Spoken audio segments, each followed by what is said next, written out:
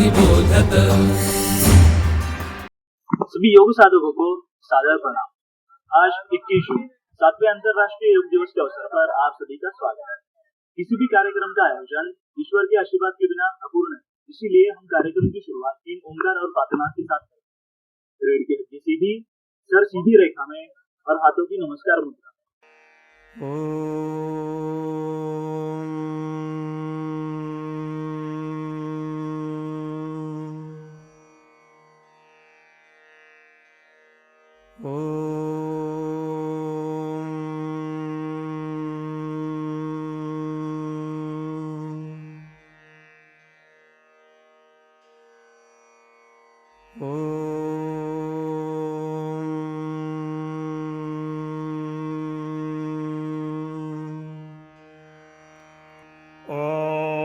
सं समिद्युवसे वृषन्नग्ने विश्वान्यर्य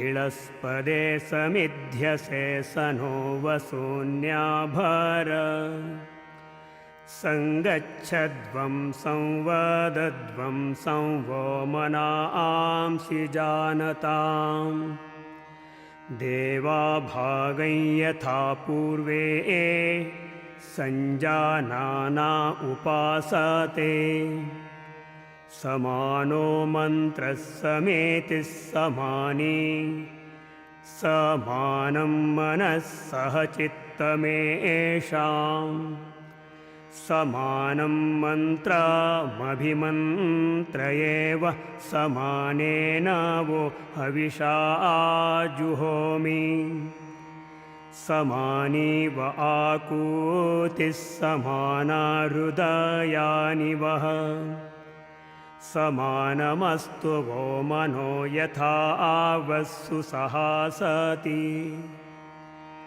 ईशावास्यमिदगं सर्वं यत्किञ्च जगत्यां जगत् तेन त्यक्तेन भुञ्जीथा मा गृधः कस्य स्विद्धनम्।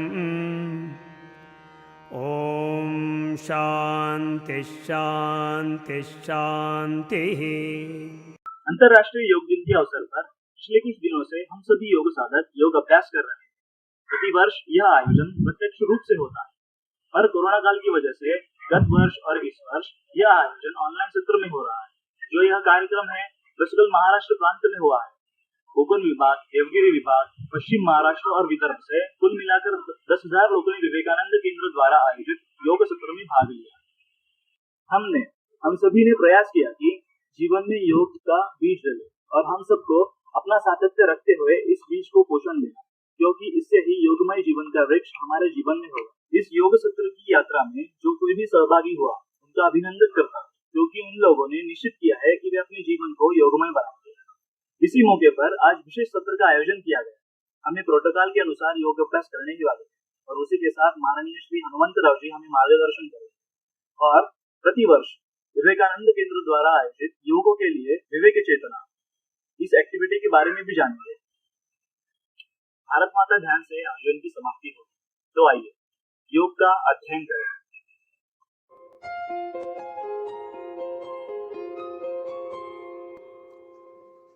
अर्ध चक्रासन करेंगे। इसके लिए स्थिति, बिल्कुल सीधे खड़े रहेंगे।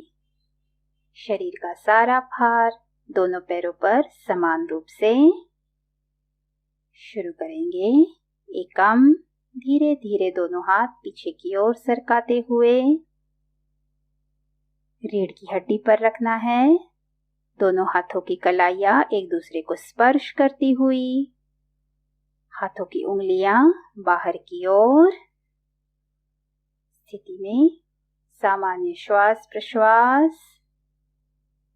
द्वे, धीरे धीरे रीढ़ की हड्डी को हाथों का सहारा देते हुए शरीर को पीछे की ओर खींचना है।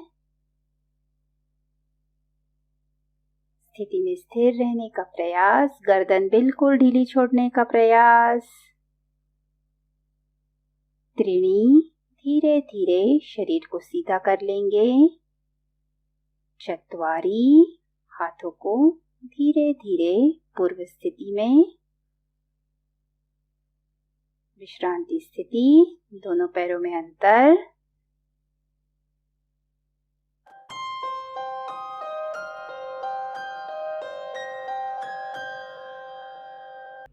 शशांक आसन का अभ्यास।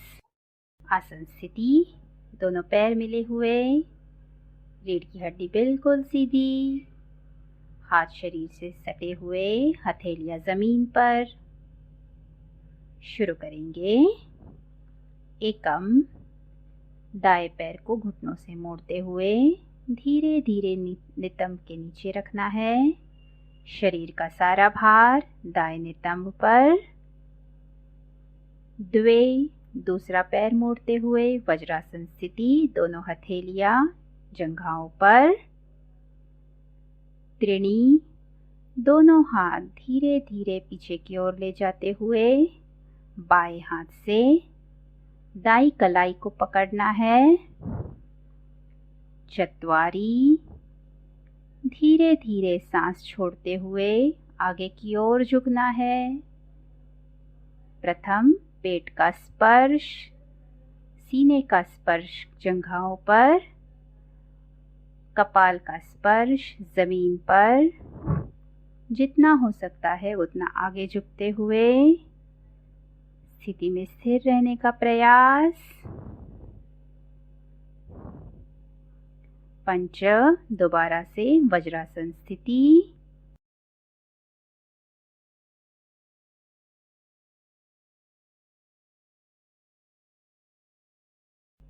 सप्त, बायां पैर सीधा। अष्ट, धीरे धीरे दायां पैर भी सीधा कर लेंगे। दोनों पैरों में अंतर, हाथ शरीर से दूर, गर्दन किसी भी एक तरफ ढली हुई, विश्रांति स्थिति।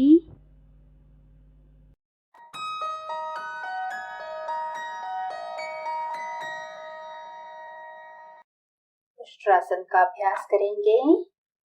आसन स्थिति, दोनों पैर मिले हुए, रीढ़ की हड्डी सीधी, हाथ शरीर से सटे हुए, हथेलियां जमीन पर। एकम, दाएं पैर को घुटनों से मोड़ते हुए नितंब के नीचे रखना है। शरीर का सारा भार दाएं नितंब पर। द्वे, दूसरा पैर मोड़ते हुए वज्रासन स्थिति, हथेलियां जंघाओं के ऊपर। त्रिणी, घुटनों के बल खड़े होना है। धड़ का हिस्सा एक सीधी रेखा में। चत्वारी, बिल्कुल धीरे धीरे हाथ पीछे की ओर सरकाते हुए दाई हथेली दाएं तलवे पर, बाई हथेली बाएं तलवे पर रखते हुए पूरी तरह से शरीर को पीछे की ओर खींचने का प्रयास।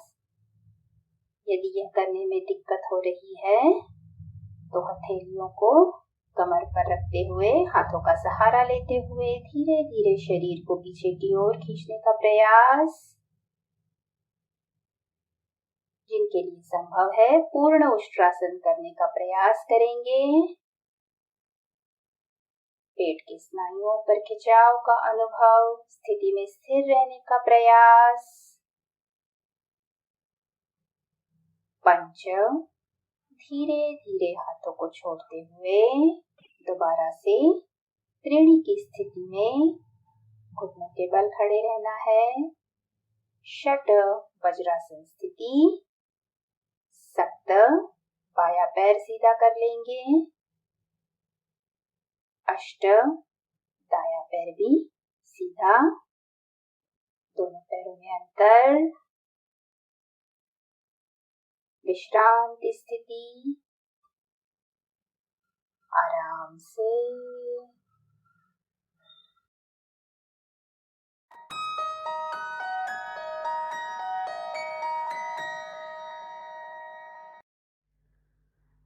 वक्रासन का अभ्यास करेंगे। एकम, दायां पैर घुटनों से मोड़कर बाएं घुटने के पास रखेंगे।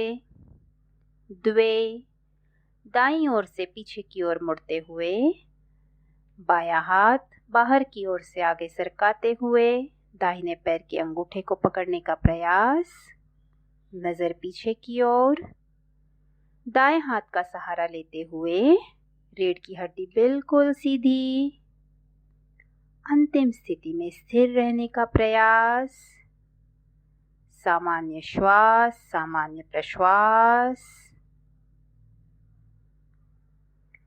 त्रीणी, बायां हाथ रिलीज, दोबारा से पूर्व स्थिति में, शरीर सीधे, सामने की ओर देखना है, चत्वारी, दूसरा पैर भी सीधा। यही आसन दूसरी ओर दोहराएंगे। एकम, बायां पैर घुटनों से मोड़ते हुए दाएं घुटने के पास, द्वे, रीढ़ की हड्डी सीधी रखते हुए बाईं ओर से शरीर को पीछे की ओर मोड़ना है, दाहिने हाथ से बाएं पैर के अंगूठे को थामने का प्रयास, नजर पीछे की ओर, बायां हाथ पीछे की ओर जमीन पर, स्थिति में स्थिर रहने का प्रयास, स्नायुओं पर तनाव का अनुभव, सांसों की गति सामान्य, स्थिति में स्थिर रहेंगे। त्रीणी, दायां हाथ रिलीज,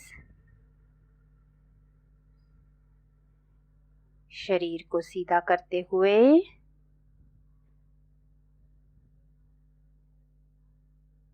दृष्टि सामने की ओर, चत्वारी, दूसरा पैर भी सीधा, विश्रांति स्थिति,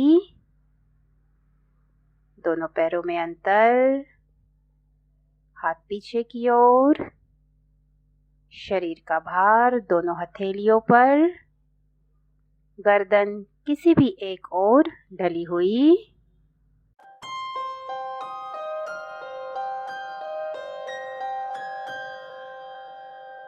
भुजंगासन का अभ्यास।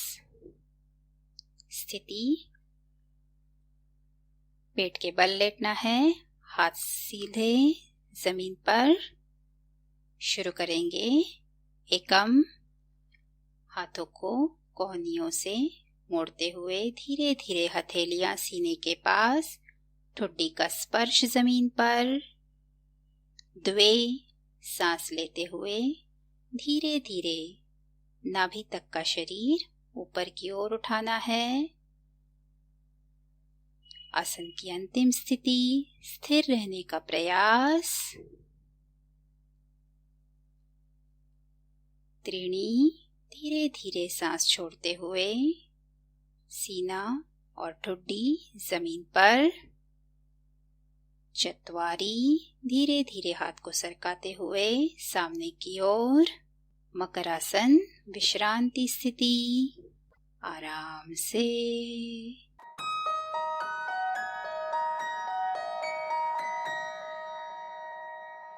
शलभासन का अभ्यास करेंगे। इसके लिए स्थिति, पेट के बल लेटना है, दोनों हाथ बिल्कुल सीधे, हथेलियां जमीन को स्पर्श करती हुई। एकम, दोनों हाथों की मुट्ठियां बांधकर धीरे धीरे पेट के नीचे सरकाते हुए जांघों के पास। द्वे, धीरे धीरे पैरों को ऊपर उठाएंगे। ध्यान रहे पैर घुटनों से नहीं मोड़ेंगे। त्रीणी, बिल्कुल धीरे धीरे पैर जमीन पर रखते हुए।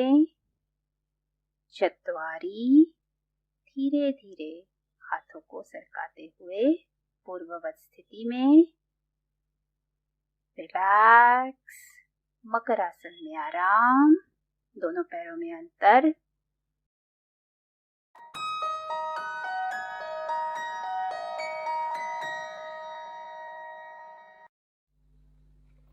अब हम सेतु बंधासन का अभ्यास करेंगे।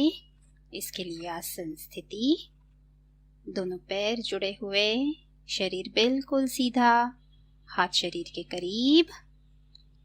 एकम धीरे धीरे दोनों पैर घुटनों से मोड़ते हुए शरीर के बिल्कुल करीब लाएंगे और एड़ियों को हाथों से कस के पकड़ लेंगे। द्वे सांस लेते हुए पूरे शरीर को धीरे धीरे ऊपर उठाएंगे। जितना हो सकता है उतना पीठ और नितंब का हिस्सा ऊपर उठाएंगे। स्थिति में स्थिर रहने का प्रयास करेंगे।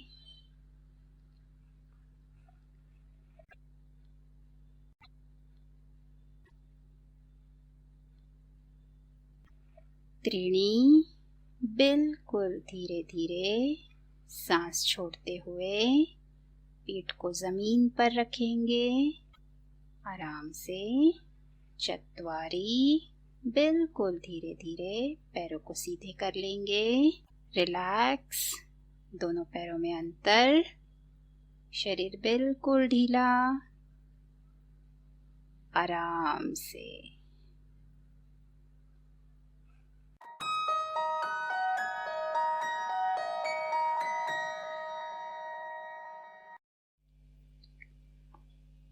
पवन मुक्तासन का अभ्यास। स्थिति, पीठ के बल लेटना है।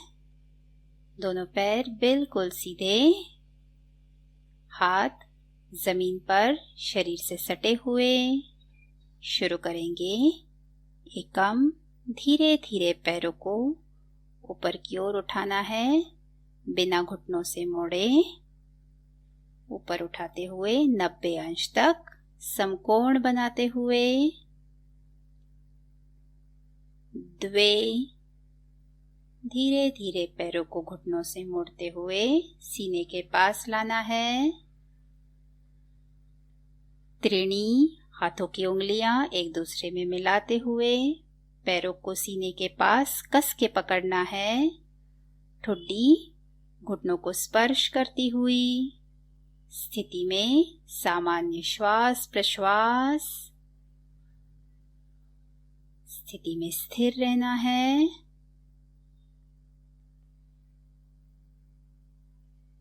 चत्वारी धीरे धीरे सिर को जमीन पर रखते हुए, हाथों को छोड़ते हुए पैरों को धीरे धीरे सीधा कर लेंगे। विश्रांति स्थिति, दोनों पैरों में अंतर।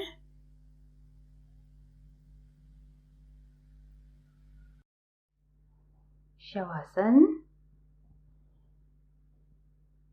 पीठ के बल लेटना है। हाथ शरीर के करीब, हथेलियां आसमान की ओर। पैरों में थोड़ा सा अंतर। गर्दन किसी भी एक तरफ ढली हुई। पूरा शरीर जमीन पर बिल्कुल ढीला। श्वास प्रश्वास की ओर ध्यान।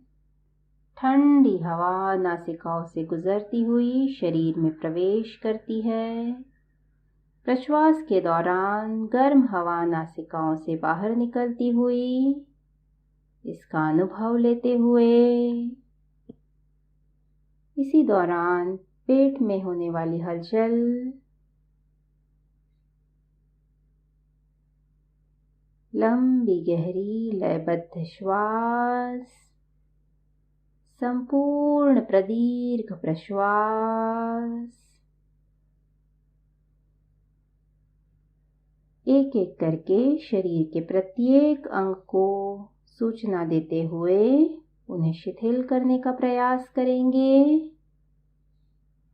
तलवे, एड़ियां, पिंडलियां, घुटने, जंघाओं के स्नायु बिल्कुल शिथिल। नितंब के नीचे शरीर के सभी अंग बिल्कुल शिथिल। आराम से।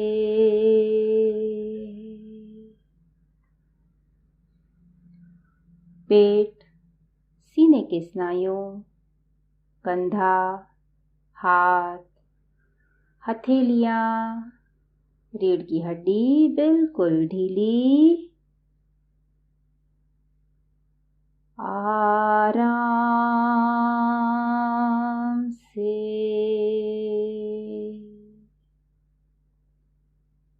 गर्दन, ठुड्डी, गाल बिल्कुल ढीले। होंठ, नाक, आंखों पर कोई तनाव नहीं। सिर का हिस्सा बिल्कुल ढीला। गर्दन के ऊपर के शरीर के सभी अंग बिल्कुल ढीले। शरीर से तनाव दूर होता हुआ पूरे शरीर में शिथिलता। आराम से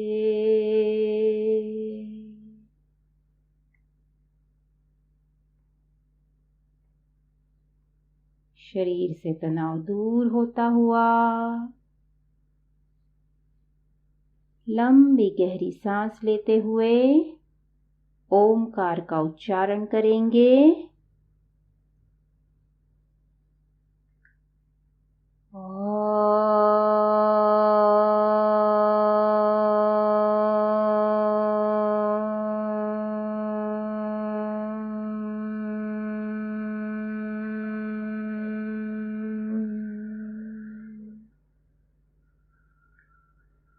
ओमकार के स्पंदन पूरे शरीर में महसूस करते हुए इन स्पंदनों द्वारा पूरे शरीर में शिथिलता का संचार। स्थिति का अनुभव लेते हुए, आनंद लेते हुए आराम से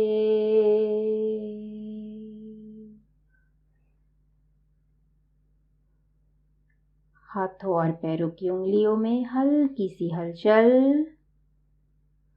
धीरे से दोनों पैर करीब लाएंगे,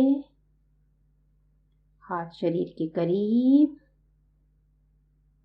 दाईं ओर करवट लेते हुए बिल्कुल धीरे धीरे किसी भी सुखावह स्थिति में बैठेंगे। आंखें बंद रहेंगी।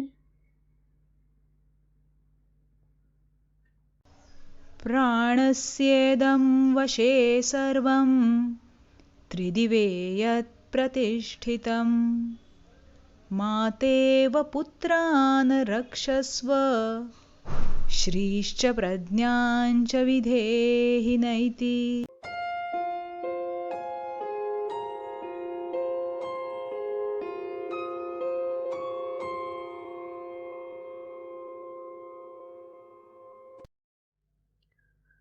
कपालभाति का अभ्यास 2 प्रकारों से किया जाता है। पहला प्रकार जिसमें दोनों नासिकाओं का एक साथ प्रयोग करते हुए हम करते हैं, जिसे हम बोथ नोस्ट्रिल कपालभाति कहते हैं। दूसरा प्रकार है जिसमें एक समय पर एक नासिका का प्रयोग करते हुए किया जाता है। इसे हम ऑल्टरनेट नोस्ट्रिल कपालभाति कहते हैं। तो चलिए पहले बोथ नोस्ट्रिल कपालभाति का अभ्यास करते हैं। इसके लिए स्थिति रीढ़ की हड्डी सीधी करते हुए लंबी गहरी सांस लेंगे। पूर्ण प्रश्वास शुरू करेंगे। इसके हम 20 स्ट्रोक्स करेंगे।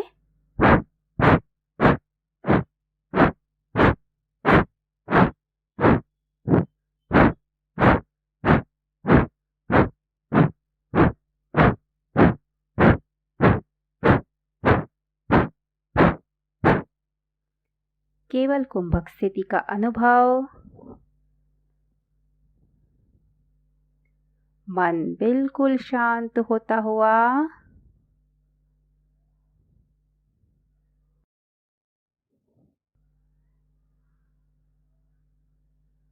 लंबी गहरी सांस लेंगे।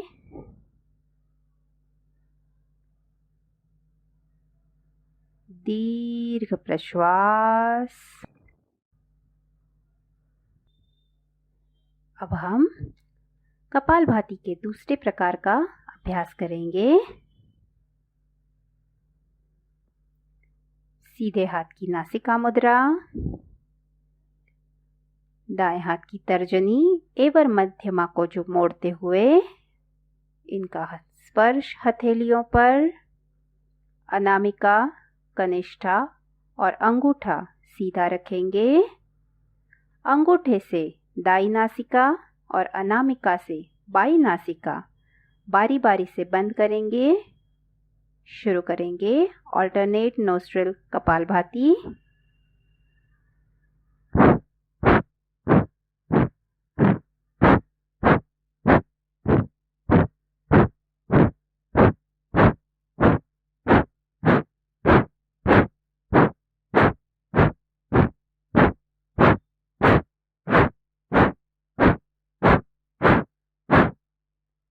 केवल कुंभक स्थिति का अनुभव। कुछ क्षणों के लिए श्वास प्रश्वास थम सा गया हुआ स्थिति का अनुभव। मन बिल्कुल शांत। मन में उठने वाले विचारों की गति मंद होती हुई। शरीर को जब सांस लेने की जरूरत महसूस हो तब लंबी गहरी सांस लेते हुए प्रदीर्घ प्रश्वास।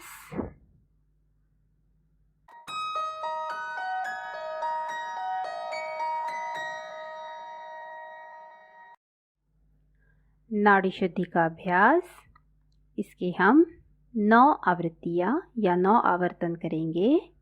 स्थिति रीढ़ की हड्डी सीधी करते हुए, सीधे हाथ की नासिका मुद्रा, अंगूठे से दाई नासिका बंद करते हुए बाई नासिका से लंबी गहरी सांस लेंगे बिना किसी प्रकार की आवाज़ के।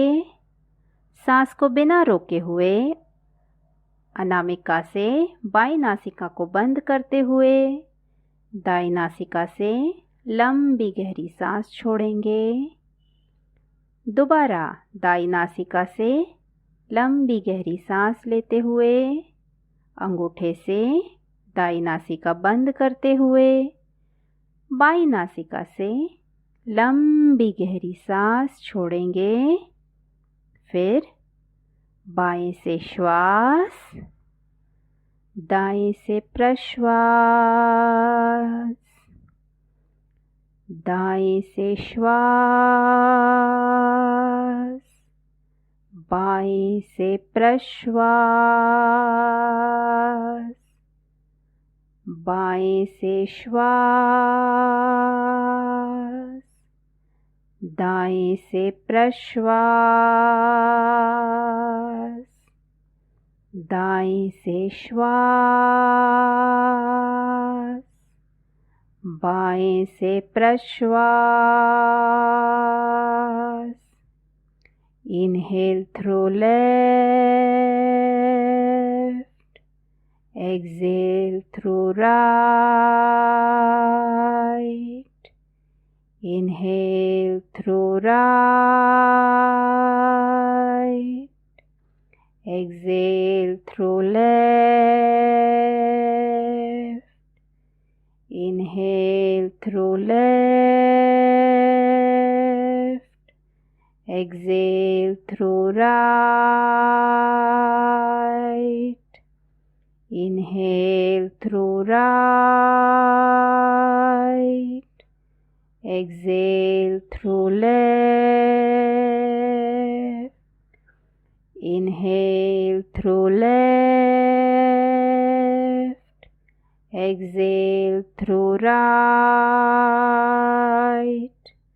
Inhale through right, exhale through left. Inhale through left, exhale through right. Inhale through right, Exhale through left, बाएं से श्वास, दाएं से प्रश्वास, दाएं से श्वास, बाएं से प्रश्वास, बाएं से श्वास, दाएं से प्रश्वास। आंखें बंद करके स्थिति का अनुभव करेंगे।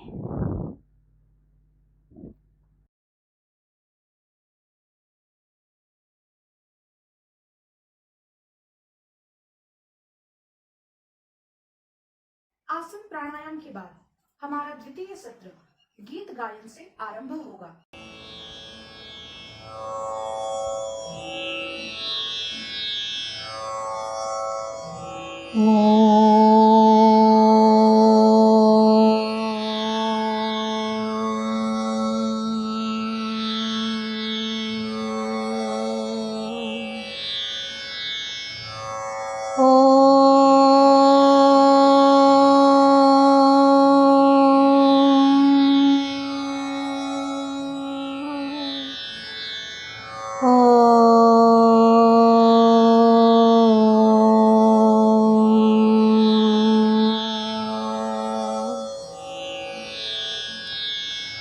योगमय जीवन हमारा, योगमय हो विश्व सारा।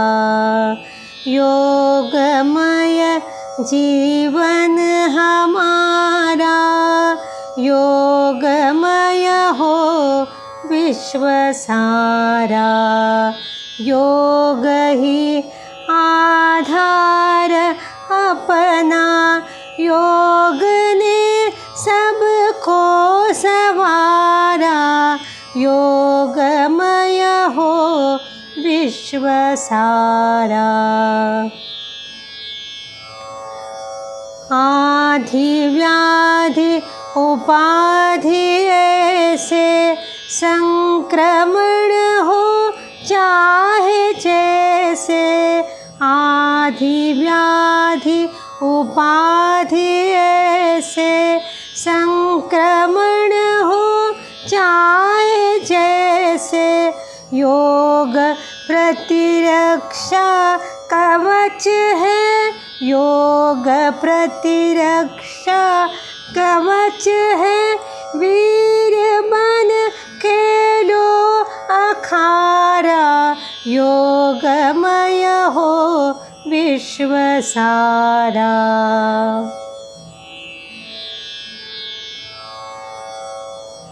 योग जीवन की कला है, योग भारत ले चला है। योग जीवन की कला है, योग भारत ले चला है।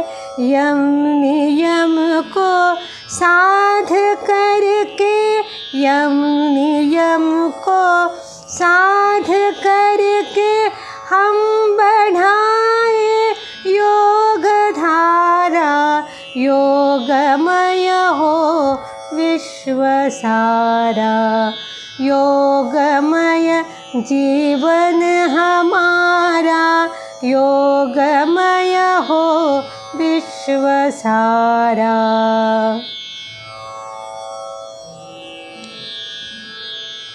दिव्य जीवन का ये पथ है, संतुलित गतिमान रथ है। दिव्य जीवन का ये पथ है, संतुलित गतिमान रथ है। पार्थ हम इस योग रथ के, पार्थ हम इस योग रथ के सारथी। श्री कृष्ण प्यारा योगमय हो विश्व सारा।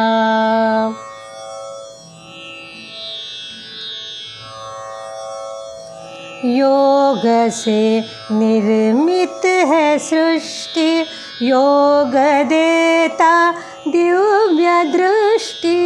योग से निर्मित है सृष्टि, योग देता दिव्य दृष्टि।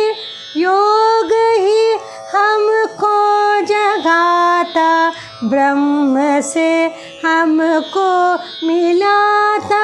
योगानंद अगम अपारा, योगमय हो विश्व सारा। योगमय जीवन हमारा, योगमय हो विश्व सारा। योग ही आधार अपना, योग ने सबको सवारा। योगमय हो विश्व सारा, योगमय हो विश्व सारा। योगमय हो विश्व सारा।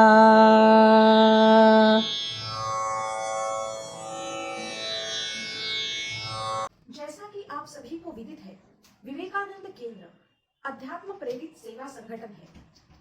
माननीय एकनाथ जी रानड़े द्वारा गहन चिंतन के पश्चात 7 जनवरी 1970 में इसका सूत्रपात हुआ।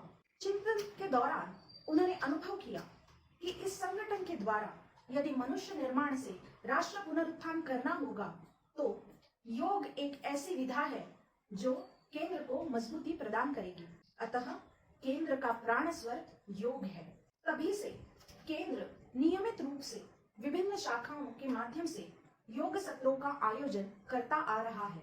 इस पुरातन एवं नित्य नूतन शास्त्र की दृष्टि हमें महर्षि पतंजलि के कारण प्राप्त हुई है। हमारे प्रधानमंत्री जी के कारण इस योग का अंतरराष्ट्रीय महत्व प्रस्थापित हुआ है। 21 जून यह दिवस इसलिए चुना गया क्योंकि यह दिन सबसे लंबा अर्थात बहुत बड़ा होता है। अत्यधिक समय सूर्य प्रकाश पृथ्वी पर प्राप्त करने का यही दिवस है। विवेकानंद केंद्र पूरे भारतवर्ष में अपने सारे कार्यकर्ताओं के माध्यम से इस पवित्र कार्य का, योग का प्रचार प्रसार हेतु कार्यरत है। कोरोना जैसी महामारी काल में औषधि उपचार के साथ साथ योग का अनन्य साधारण महत्व है और आवश्यकता भी है। धन्यवाद।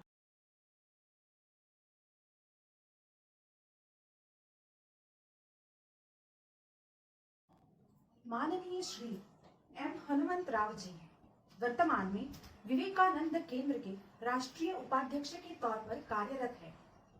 आपने 1982 में जीवन प्रति के रूप में इस महान कार्य की शपथ ली। साथ ही आपने शिक्षार्थियों के ट्रेनिंग इंचार्ज, दक्षिण प्रांत संगठक, अंडमान में विवेकानंद केंद्र विद्यालयों के सेक्रेटरी के रूप में दायित्व निर्वहन किया है।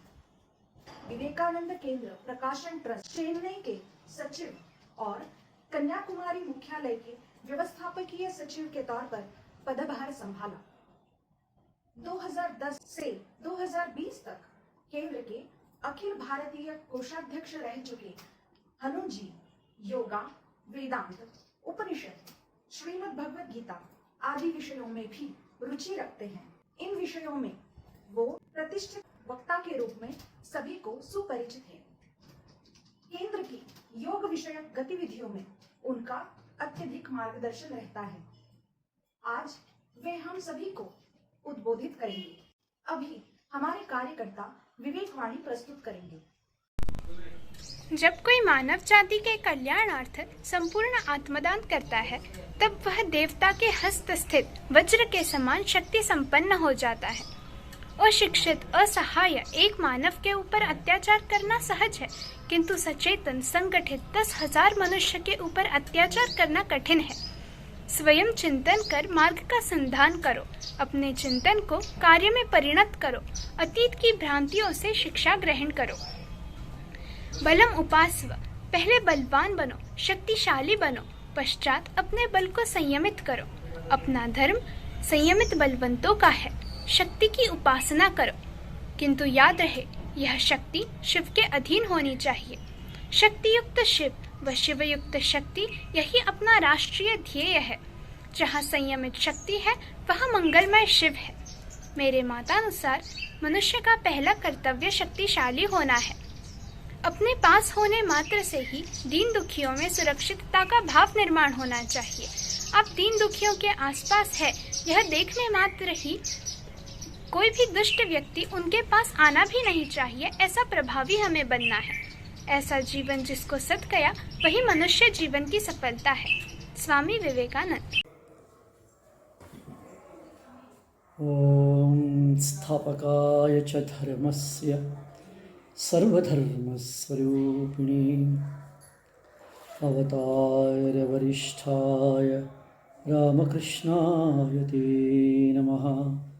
पवित्रं चरितं यस्याः पवित्रं जीवनं तथा पवित्रतास्वरूपिण्यै तस्यै देव्यै नमो नमः। नमः श्रीयतिराजाय विवेकानन्दसूरये सच्चित्सुखस्वरूपाय स्वामिने तापहारिणे सच्चित्सुखस्वरूपाय स्वामिने तापहारिणे। विवेकानंद केंद्र कन्याकुमारी से आप सभी को नमस्कार, प्रणाम।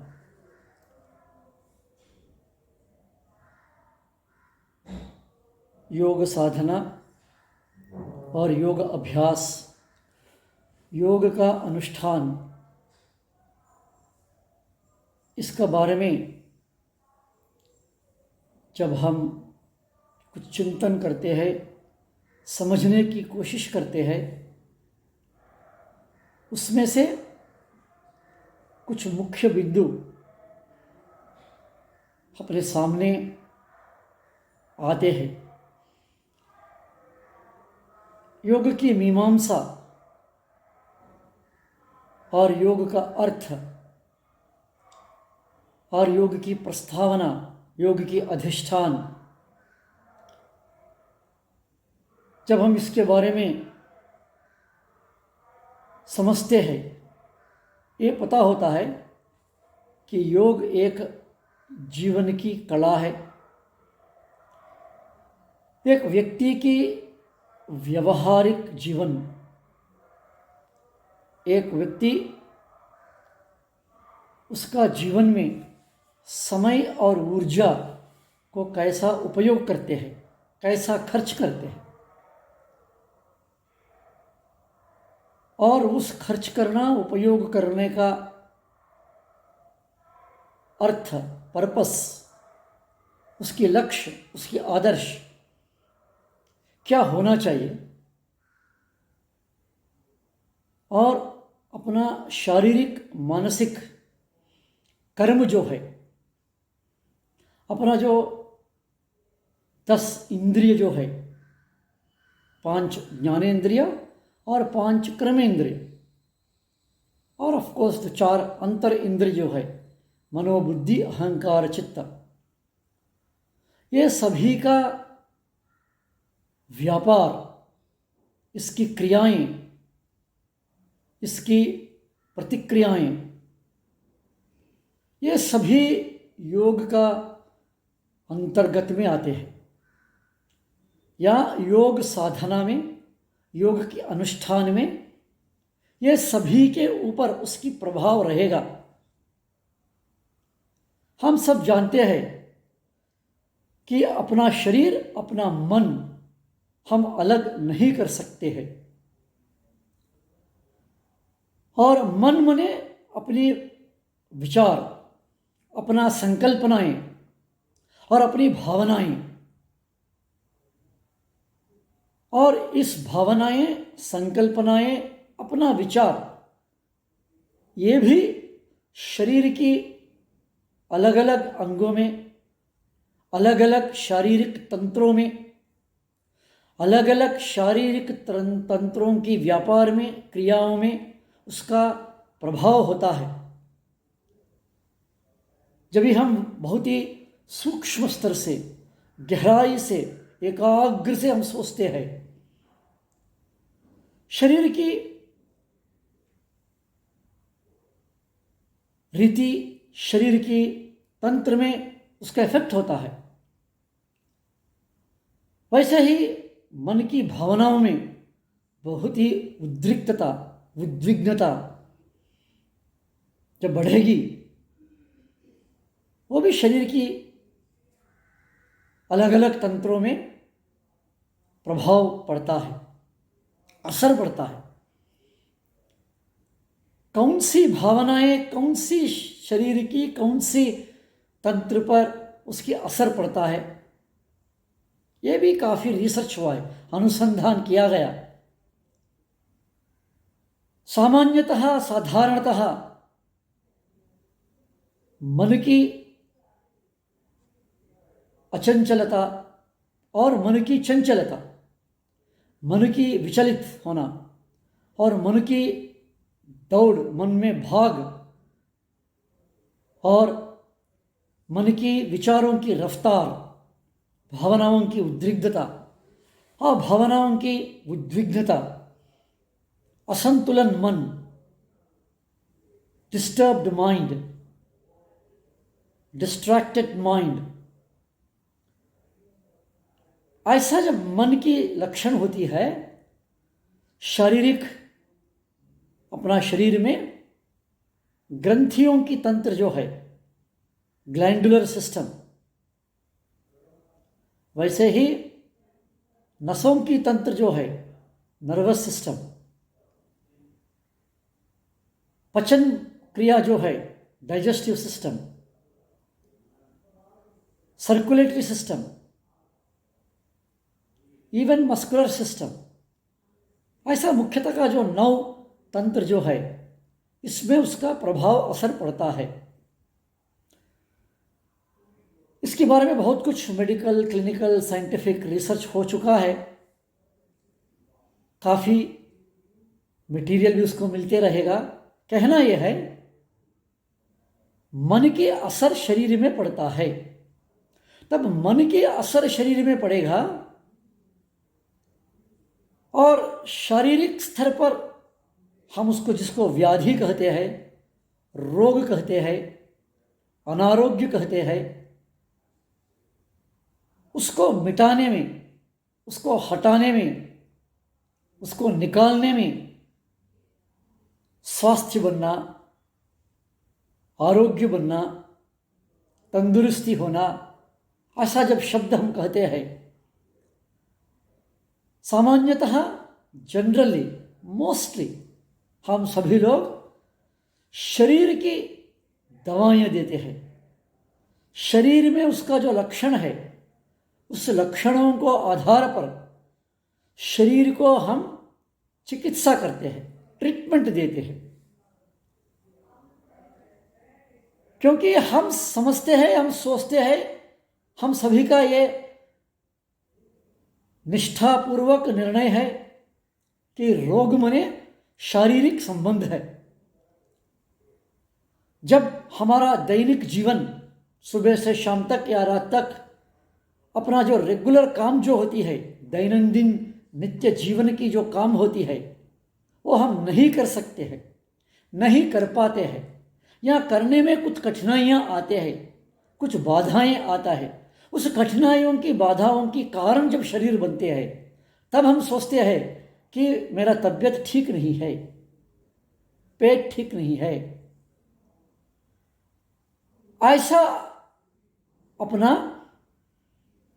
निर्णय है, होते भी है, बहुत बार सच भी है कि शरीर की तकलीफ से अपना काम ठीक से नहीं होता है, और बहुत बार शरीर की दिक्कत से, व्याधि से, अनारोग्यता से मन भी दुखी होती है, मन भी असंतुष्ट होती है। हम सोचते हैं, हम कहते हैं कि ये तो नेचुरल है, ये तो सामान्य है, साधारण है। मगर थोड़ा सा ध्यान देकर सूक्ष्मता से और गहराई से हम थोड़ा सा इसका मीमांसा करेंगे, विचार करेंगे, तो हमको ये निष्कर्ष निकलेगा कि शरीर की कठिनाइयों की, बाधाओं की, शरीर की रोग जो है, शरीर की अनारोग्यता जो है, डिसीजेस है, सिकनेस है, इलनेस जो है, इसका कारण मन है। मन की चंचलता से, मन की असंतुलन से, मन की असंतुष्टता से और मन में दुष्ट कष्ट से, मन की विचलितता से, मन में भावनाओं की उद्विग्नता से, उद्रिक्तता से, तनाव से, जिसको हम टेंशन बोलते हैं, एंग्जाइटी बोलते हैं, दबाव, स्ट्रेस बोलते हैं, मन की दबाव, मन की तनाव, इसके कारण शरीर में या शारीरिक व्याधियां, शारीरिक रोग हमको पीड़ा देती है। इसमें भी और एक चीज है, पीड़ा देती है माने अर्थ क्या होता है, हम पीड़ित होते हैं। इसका भी और थोड़ा गहराई में जाएंगे तो शरीर में कुछ हुआ है, उससे मन विचलित होना जरूरी है क्या? ये कनेक्शन कंपलसरी है क्या? ये कनेक्शन मैंडेटरी है क्या? ये कनेक्शन को हम तोड़ नहीं सकते हैं क्या? या एक कनेक्शन को हम कम नहीं कर सकते हैं क्या? शरीर बाधा के में है और उस बाधा कठिनाइयों के साथ में जब मन जुड़ती है तब हमको लगता है कि शरीर में कठिनाई है। आपको आश्चर्य लगेगा, ये कुछ फिलॉसफी तत्व नहीं है। बहुत बार अपना जीवन में ही ये अनुभव में आता है कि शरीर किसी स्थिति में हो सकता है, मन शरीर से अलग से और कहाँ भी हो सकती है। बहुत समय के बाद हमको पता होता है कि मेरा मन मेरा शरीर के साथ में नहीं है, मन और कहाँ भी घूम रही है, और कहाँ भी लीन में है, और शरीर और कहाँ भी है। इससे ये पता होता है कि शरीर से भी मन अलग कर सकते हैं, होते हैं। ये मन और शरीर की संबंध बांधव्य है, मन और शरीर की लिंक हो, संलग्न है। ये हमको अनुभव में आते हैं, उस लिंक को हम तोड़ सकते हैं।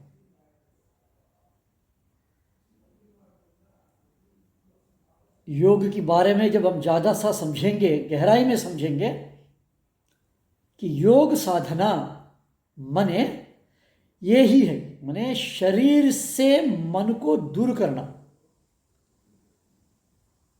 फिजिकल बॉडीली अटैचमेंट जो है, शरीर के साथ में जो संगत्व जो है उसको कम करना योग साधना का महत्वपूर्ण अंश है, बिंदु है, महत्वपूर्ण कंट्रीब्यूशन है, योगदान है। मगर शरीर का भी उसका प्रामुख्यता है, इसका विशिष्टता जो है। शरीरमाद्यम खलु धर्म साधनम कहा गया। इस शरीर किसके लिए है? धर्म साधन के लिए है, समाज के लिए, दूसरी प्राणियों के लिए, दूसरी मनुष्य के लिए, दूसरों को लिए अच्छाई भलाई करने के लिए इस शरीर को उपयोग करना ही, उसी के लिए ही इस शरीर है। शरीर का लक्ष्य, शरीर का आदर्श, the purpose of this body is to be useful for the others, दूसरों के सुख के लिए, दूसरों की उन्नति के लिए, दूसरों को अच्छाई के लिए, भलाई के लिए। इस शरीर कितना तक उपयोग हो सकता है उतना तक इस शरीर को अच्छा रखना, ठीक ठाक रखना, ये अपना कर्तव्य होता है। इस कर्तव्य शरीर को देखभाल करने ही है, मगर क्यों देखभाल करना है? मेरा आरोग्य, मैं तंदुरुस्ती में रहना चाहता हूँ। क्यों चाहना रहते हैं? कि इससे धर्म कार्य कर सकते हैं, धार्मिक जीवन जी सकते हैं। यह भी बहुत महत्वपूर्ण है। शरीर माध्यम खलु धर्म साधन। जिस काम के लिए, जिस लक्ष्य के लिए, जिस आदर्श के लिए इस शरीर को उपयोग नहीं कर पाएंगे, इस शरीर का अर्थ नहीं होता है, व्यर्थ होता है। यहां उसका अर्थ व्यर्थ कभी नहीं होता है, शरीर का उपयोग व्यर्थ होता है। जैसे एक गाड़ी या एक कार खरीद कर दिया और उसका अच्छा देखभाल किया, साफ सफाई किया, ठीक ठाक देखभाल करते हैं, और महीने में एक बार और 2-3 महीने में एक बार उसको गराज से बाहर लेके आएगा, एक बार ऐसा घुमा के फिर गराज में रख दिया। और किसी ने पूछेगा कैसा, वैसे क्यों करते हैं ऐसे? नहीं, ज़्यादा उपयोग करने से खराब हो जाता है। ऐसा हम नहीं कह सकते हैं, शरीर को भी ऐसा नहीं कहना चाहिए। इस शरीर को दूसरों के उपयोग के लिए, दूसरों की अच्छाई के लिए, भलाई के लिए, मैं फिर रिपीट कर रहा हूं, समाज के लिए, राष्ट्र के लिए, धर्म के लिए, पूरा सृष्टि के लिए उपयोग करने के लिए जो शरीर की उपकरण जो है, यह एक साधन है। ये शरीर माध्यम खलु धर्म साधनम। धर्म का काम करने के लिए साधन है। और यह धर्म क्या होता है, यह भी इसमें दिया गया है। परोपकारार्थम इदम शरीरम, परोपकारार्थम इदम शरीरम। दूसरों का उपकार करने के लिए शरीर दिया हुआ है। अब ये दोनों सूक्त हम जोड़ेंगे तो ये समझ में आता है कि शरीर का उपयोग धर्म के लिए करना और धर्म ने परोपकार उपकारार्थ के लिए है। और इस शरीर का अच्छा रख रखवाट के लिए मन का भी अच्छा रखवाना है।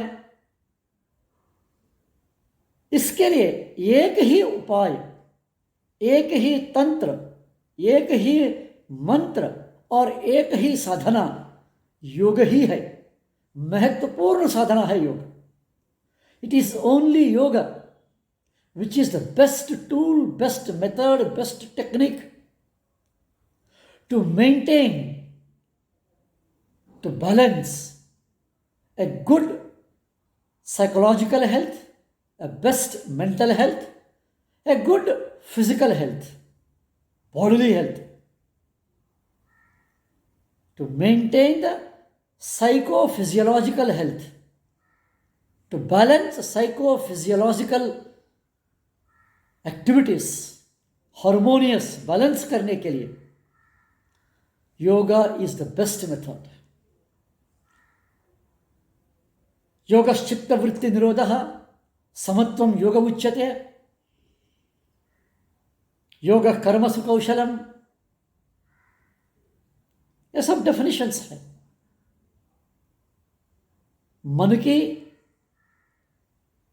वृत्तियों को, चंचलता को और मन की असंतुलन स्थिति को निवृत्ति करना, हटाकर मन में संतुलन, समत्व की स्थिति को लाना या संतुलन समत्व स्थिति में उसको रखना, ये योग है। मनः प्रशमन उपायः योगः इति अभिधीयते। मन को प्रशमन करने की उपाय है। मने speed mind, fast mind, quick mind, restless mind, imbalanced mind, distracted mind, disconnected thoughts, disturbed emotions, fast emotions, uncontrollable emotions, काम क्रोध लोभ मोह मद मत्सर है, इमोशनल बर्स्ट जो है, इमोशनल अपसर्जस जो है, अनकंट्रोलेबल इमोशंस जो है, उसको कम करने की पद्धति जो है, दैट इज योग। और योग की टेक्निक्स अलग है, अष्ट पद्धति दिया है, अष्टांग दिया है, यम नियमासन प्राणायाम प्रत्याहार धारणा ध्यान समाधि। समाधि भी एक अंग है। यस, यम नियम तो एक जीवन की पद्धति है, जीवन की शैली है। 24 घंटा हम कैसा जीते हैं, 24 घंटे अपना व्यवहार कैसा होता है,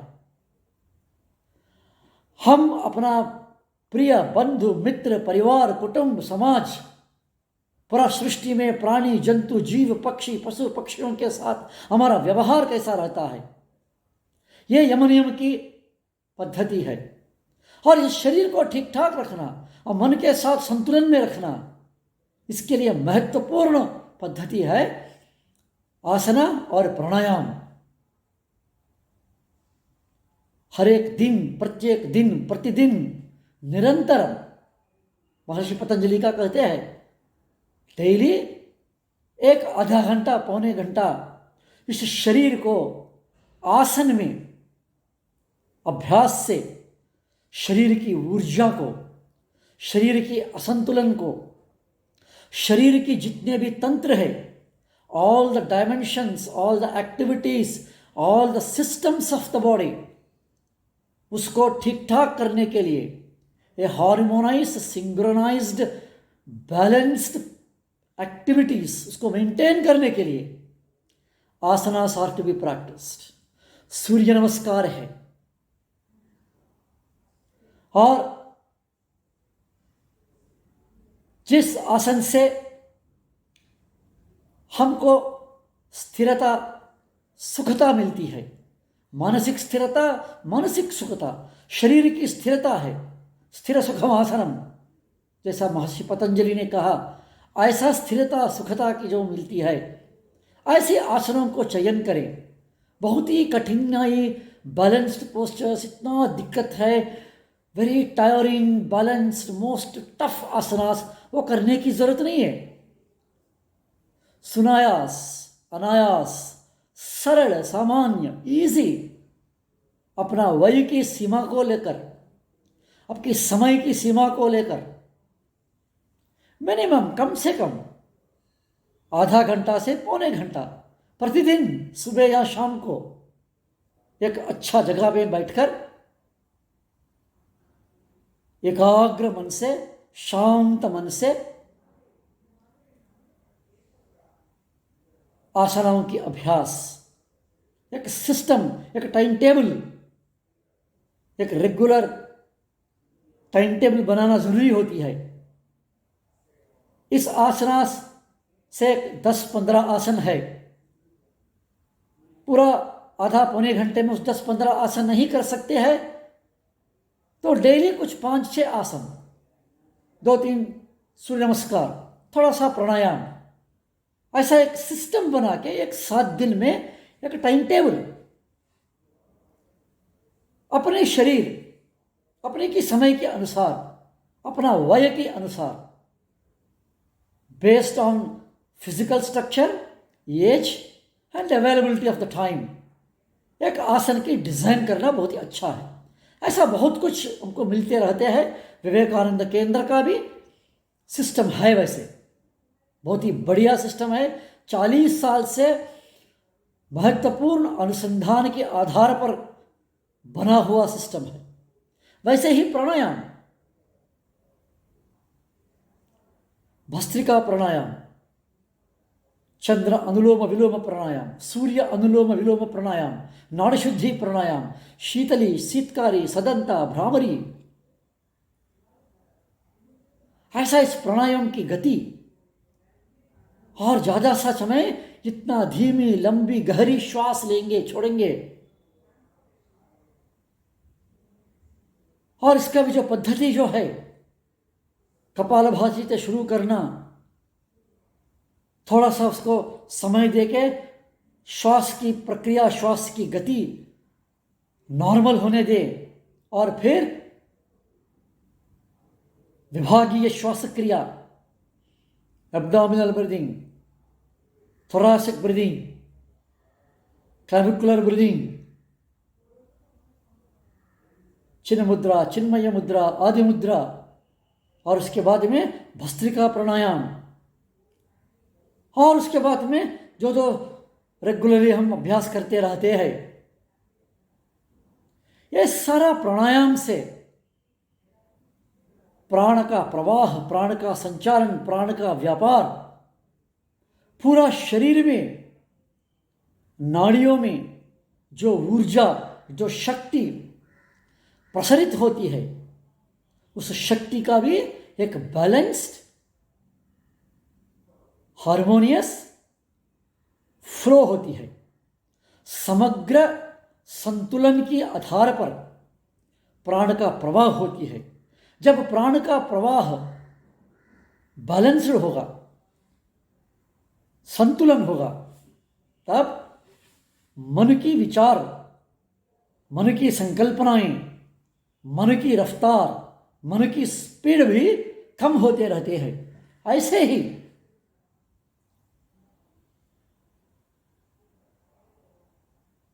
प्रत्येक दिन अपना जीवन में योग और साधना, योग का अनुष्ठान और योग के अभ्यास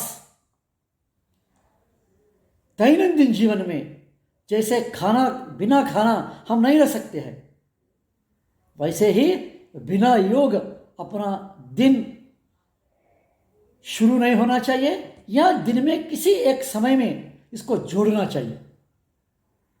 एक निष्ठा, एक व्रत की तौर पर जब हम इसको अभ्यास में लाते हैं, शरीर की और मन की अनारोग्यता, शरीर की, मन की व्याकुलता, शरीर और मन की पीड़ाएं जरूर कम होगा। इसीलिए अपना शरीर और मन का स्वास्थ्य, ये आरोग्य नहीं है, आरोग्य अलग है, स्वास्थ्य अलग है। स्वस्थ है माने हम अपना निज स्वरूप में स्थित रहना, स्थिर रहना। वो कब आएगा वो स्थिति?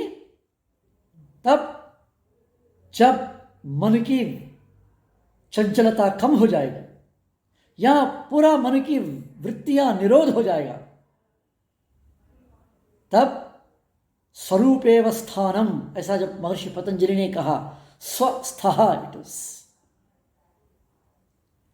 ऐसा स्वास्थ्य की रक्षा के लिए, स्वास्थ्य की अनुभव के लिए और कुछ साधन है क्या? भारतीय सनातन धर्म की जीवन शैली में, ऋषि परंपरा की जीवन पद्धति में, अपना धार्मिक जीवन की रचना में और कुछ पद्धति, और कुछ प्रक्रिया, और कुछ सिद्धांत, और कुछ मेथड नहीं है। सिर्फ योग ही उसको पूर्ण करेगा, सिर्फ योग ही इसको पूरा करेगी। इस महत्वपूर्ण योग सिद्धांत, इस महत्वपूर्ण योग शास्त्र, इस अद्भुत योग अनुष्ठान, इस अद्भुत योग अभ्यास हम अपना दैनिक जीवन में उसको उतारें। बहुत बार हमको ये भी गर्व होना चाहिए कि योगा पूरा विश्व का, सृष्टि के लिए, सारा मानव समाज के लिए भारत का एक तोहफा है, भारत का एक उपहार है, भारत का एक गिफ्ट है। India's gift to the world is the knowledge and the practice of yoga. The system of yoga is India's gift to the world. आजकल ऐसी स्थिति जो है पूरा विश्व में, जो पैंडेमिक जो है, उसका सॉल्यूशन भी योग ही है, तात्विक स्तर पर भी और शारीरिक स्तर पर भी। जो इम्यूनिटी बूस्टिंग जो बोलते हैं, इम्यूनिटी बूस्टर्स की जो बात आजकल होती रहती है, बॉडी का रेजिस्टेंस पावर जो बढ़ाना होता है, रोग निरोधक शक्ति को बढ़ाने के लिए, अधिक करने के लिए योग ही साधन है। हाँ, यह भी सही है, रोग निरोधक शक्ति को बढ़ाने के लिए, इम्यूनिटी बूस्टर्स के लिए कुछ टैबलेट लेना, कुछ दवाई लेना, कुछ खाना, चना का ये खाया उससे तुरंत आज खा लिया कल बढ़ जाएगा, ऐसा नहीं होता है। Building up immunity, immunity boosting एक 24 घंटा और 24 आवर्स में यहाँ टैबलेट ले लिया, एक आधा घंटा 1 घंटा में बदलता है, ऐसा नहीं है। उसका भी एक समय है, उसका भी एक सिस्टम है। शायद लोग बोलते नहीं है मगर अवेलेबल है, उसका भी समय है। शरीर में जो सार बनने के लिए उसका जो चक्र जो है, जो साइकिल कंप्लीट होना पड़ता है, वैसे ही जो आहार का नियम, व्यवहार का नियम, वैसे ही योग भी अपना जीवन में एक महत्वपूर्ण अंग बने और इस रोग निरोधक शक्ति बढ़ाएं और बेस्ट इम्यूनिटी बूस्टर अधिकांश इस इम्यूनिटी डेवलपमेंट का योगदान, उसकी भूमिका भारतीय सनातन धर्म संस्कृति का जो शास्त्र, जो तत्व, जो अभ्यास योग है, और उस योग अपना जीवन में, अपना दैनंदिन जीवन में, दिन जीवन में साथ में रहे, हम योग के साथ में रहे और योग अपने साथ में रहे और इसका हमारा और योग का संबंध नहीं टूटे और उसको निरंतर अभ्यास करने का, अनुष्ठान करने का, उस निष्ठा, आश्वासन, शक्ति हमको मिले, ऐसा श्री रामकृष्ण परमहंस, माँ शारदा, स्वामी विवेकानंद का आशीर्वचन हमको मिले, ऐसा प्रार्थना करते हुए मेरी वाणी को विराम देता हूँ। नमस्कार।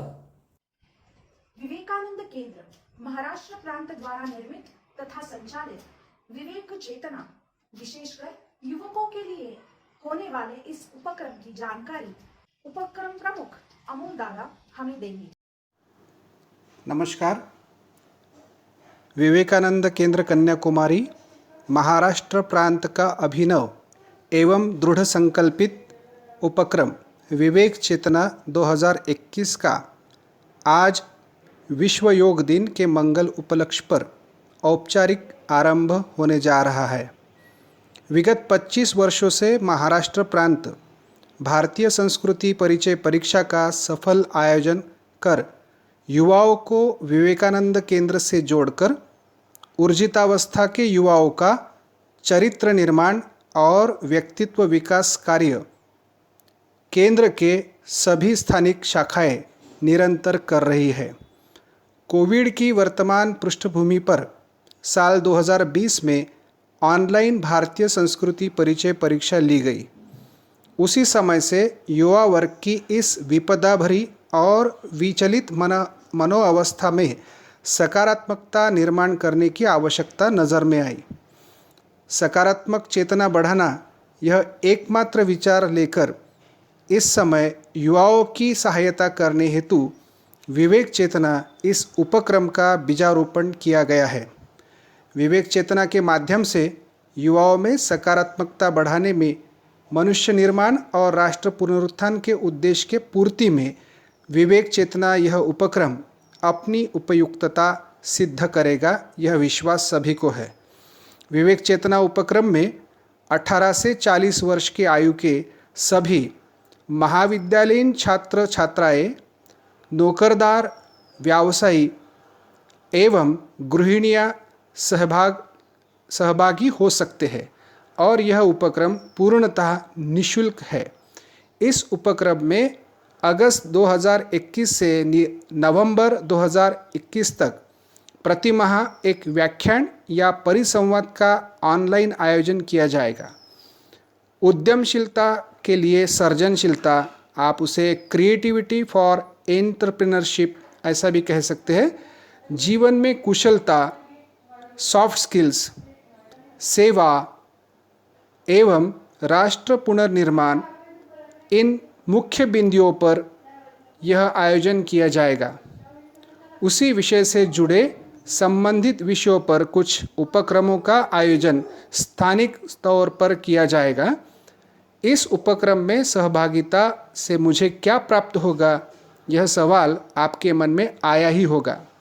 तो उसका जवाब है, आपको सकारात्मक विचार, पॉजिटिव थॉट्स, आत्मविश्वास का निर्माण, चुनौतियों का मुकाबला करने की क्षमता एवं आत्मनिर्भरता का भाव जागरण, जीवन कुशलता, स्वार्थ से स्व अर्थ तक विकास, व्यक्तित्व का आंतरिक एवं बाह्य विकास, इन सभी गुणों का संवर्धन इस उपक्रम के माध्यम से आप में अपने आप होते रहेगा।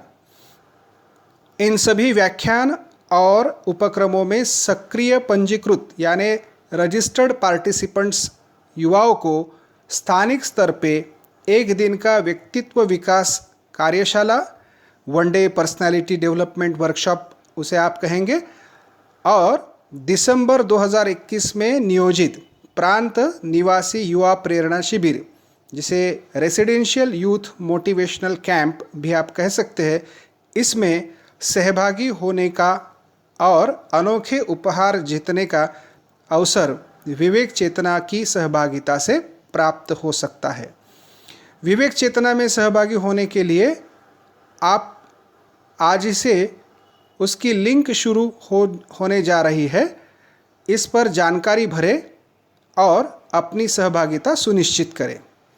स्वामी विवेकानंद जी के शब्दों में कहा जाए तो उठो, जागो और अपने लक्ष्य की प्राप्ति तक रुको नहीं। सभी से यह विनयतापूर्व आह्वान है कि विवेक चेतना की यह संकल्पना महाराष्ट्र प्रांत के सभी युवा वर्ग तक पहुंचाने में सहभागिता दे। चलो स्वयं अच्छा बने और अन्यों को भी अच्छा बनने का अवसर प्रदान करें, क्योंकि यह देश हमारा है और हम इस देश के हैं। अंत में प्रयास से सफलता और सफलता से सार्थकता की ओर विवेक चेतना का यह प्रवास हो, इसी प्रार्थना के साथ भारत माता की जय, वंदे मातरम। कार्यक्रम के अंत में भारत माता ध्यान करके समाप्ति होगी। सभी एकाग्र चित्त करने हेतु शांति मंत्र का गायन करेंगे। भारत माता ध्यान के लिए वज्रासन, सुखासन या पद्मासन में बैठेंगे। आंखें धीरे से बंद कर लीजिए। पूरा ध्यान अपने शरीर पर, धीरे से अपना ध्यान अपने श्वास प्रश्वास पर ले आएंगे। बंद आंखों के सामने भारत माता का सुंदर चित्र। यही वो भारत माता जिसके हम सुपुत्र हैं। यही वो भारत माता जिसे आध्यात्मिक भूमि कहा जाती है, पुण्य भूमि कहा जाती है, देव भूमि, ऋषि भूमि, कर्म भूमि, त्याग भूमि, ऐसे विविध प्रकार के विशेषणों से ख्यात है। वही भारत माता जिसके पैर 3 समुद्र महासागर धो रहे हैं। उत्तर में वह हिमालय जो भगवान शिव का स्थान है। यही वो भारत माता जहाँ पर गंगा, यमुना, सिंधु, ब्रह्मपुत्रा, कावेरी, गोदावरी ऐसी पवित्र नदियाँ बहती है। यही वो भारत माता जहाँ के देवस्थान कामाख्या देवी, बद्रीनाथ, केदारनाथ, सोमनाथ, मीनाक्षीपुरम, पद्मनाभपुरम, रामेश्वरम, कन्याकुमारी, पंढरपुर, जगन्नाथपुरी ऐसे महान देवस्थान हैं।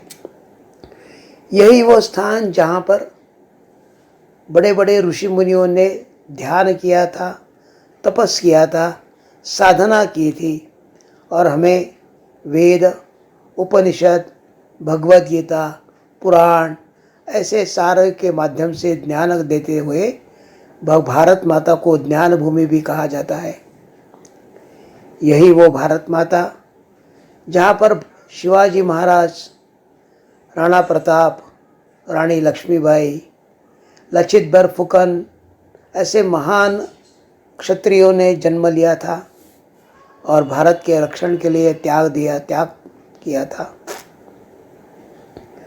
यही वो भारत माता जिस भारत माता के माध्यम से हमारे रामकृष्ण परमहंस, स्वामी विवेकानंद, माँ शारदा देवी, चैतन्य महाप्रभु, श्रीमंत शंकर देव, मीरा भाई, कबीरदास, तुलसीदास, सूरदास, कन्नगी, तिरुवल्लुर, ज्ञानेश्वर, तुकाराम ऐसे महान संतों ने जन्म लिया था।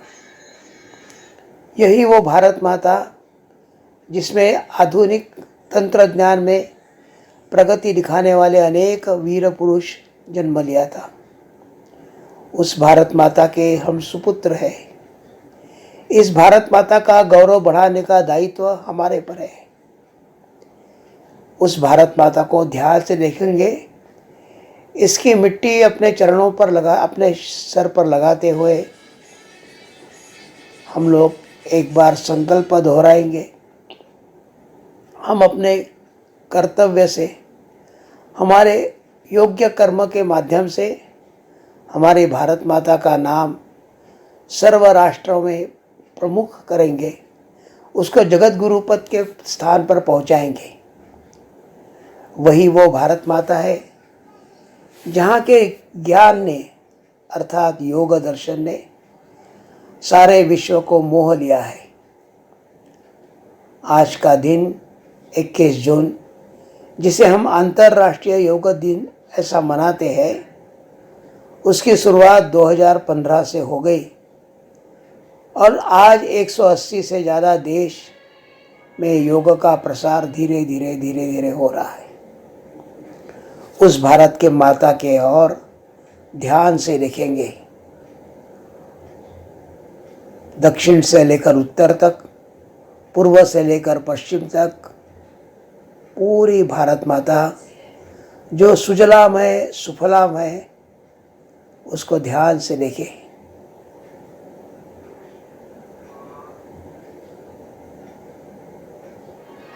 अपनी पूरी आंखें भारत माता के दक्षिण छोर पर, जहाँ पर देवी कन्याकुमारी का मंदिर है, विवेकानंद शिला स्मारक है। थोड़ा सा ही दूर देखेंगे तो रामेश्वरम, जहाँ पर भगवान राम ने शिव की स्थापना की थी। थोड़ा ऊपर जब आते हैं हम लोग धीरे धीरे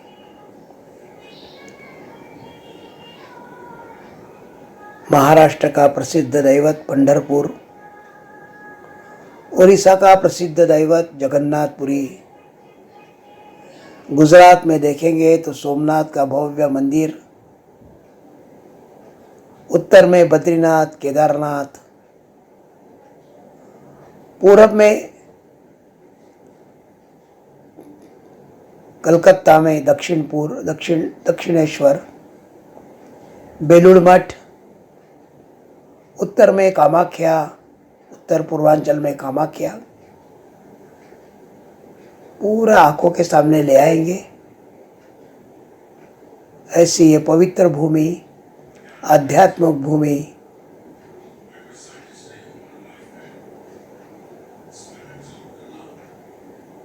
पूरा ध्यान भारत माता पर केंद्रित। इस भारत माता के लिए ही हम अपना सब न्यौछावर करने का प्रयत्न करेंगे। त्याग और सेवा इस भूमि के आदर्श है, वो अपने जीवन में लाने का संकल्प करेंगे। धीरे धीरे आंखें खोलेंगे।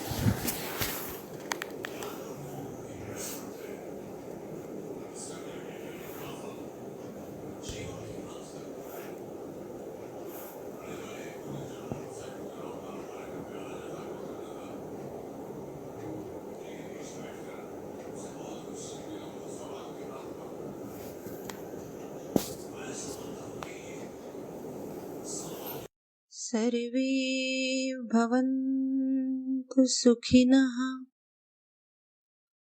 सर्वे सन्तु निरामयाः,